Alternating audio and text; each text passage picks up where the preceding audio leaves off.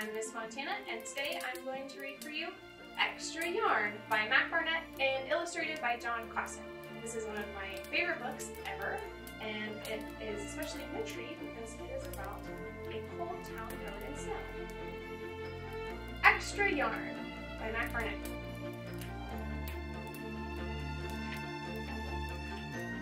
On a cold afternoon in a cold town, where everywhere you looked was either the white of snow or the black of soot from chimneys, Annabelle found a box filled with yarn of every color. So she went home and knit herself a sweater. And when Annabelle was done, she had some extra yarn. So she knit a sweater for Mars too, but there was still extra yarn.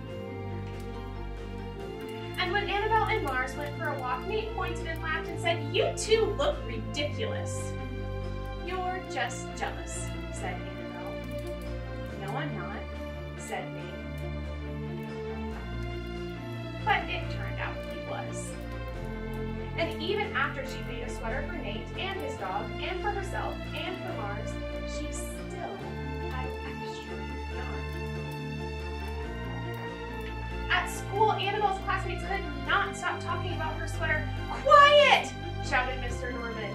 "Quiet, everyone! Annabelle, that sweater of yours is a terrible distraction. I cannot teach with everyone turning around to look at you." "Then I'll knit one for everyone," Annabelle said, "so they won't have to turn around." "Impossible," said Mr. Norman. "You can't." But it turned out she could.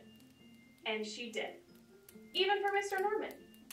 And when she was done, Annabelle still had extra yarn. So she knit sweaters for her mom and dad, and for Mr. Pendleton and Mrs. Pendleton, and for Dr. Palmer, and for little Lewis. She made sweaters for everyone except Mr. Crabtree, who never wore sweaters or even long pants, and who would stand in his shorts with the snow up to his knees. "No sweater for me, thanks," said Mr. Crabtree. So she made Mr. Crabtree a hat.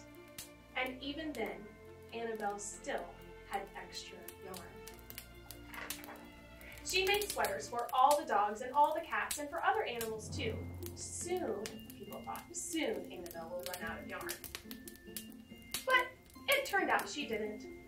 So Annabelle made sweaters for things that didn't even wear sweaters. Things began to change in that little town.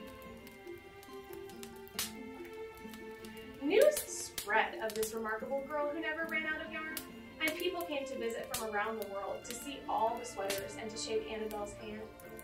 One day, an archduke who was very fond of clothes sailed across the sea and demanded to see Annabelle. "Little girl," said the archduke, "I would like to buy that miraculous box of yarn, and I am willing to offer you $1 million. "No, thank you," said Annabelle, who was knitting a sweater for a pickup truck. The archduke's mustache twitched. $2 million, he said. Annabelle shook her head. "No, thanks." $10 million, shouted the archduke. "Take it or leave it." "Leave it," said Annabelle. "I won't sell the yarn." And she didn't. So that night, the archduke hired 3 robbers to break into Annabelle's house, and they stole the box and took it to the archduke, who set off across the snow and sailed over the sea back to his castle. The archduke put on his favorite song and sat in his best chair. Then he took out the box, and he lifted its lid, and he looked inside.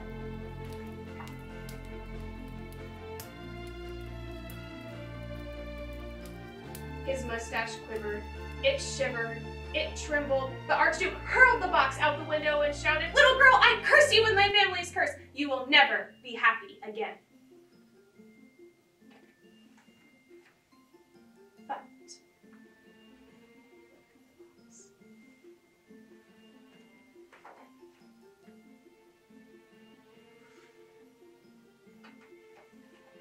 it turned out she was.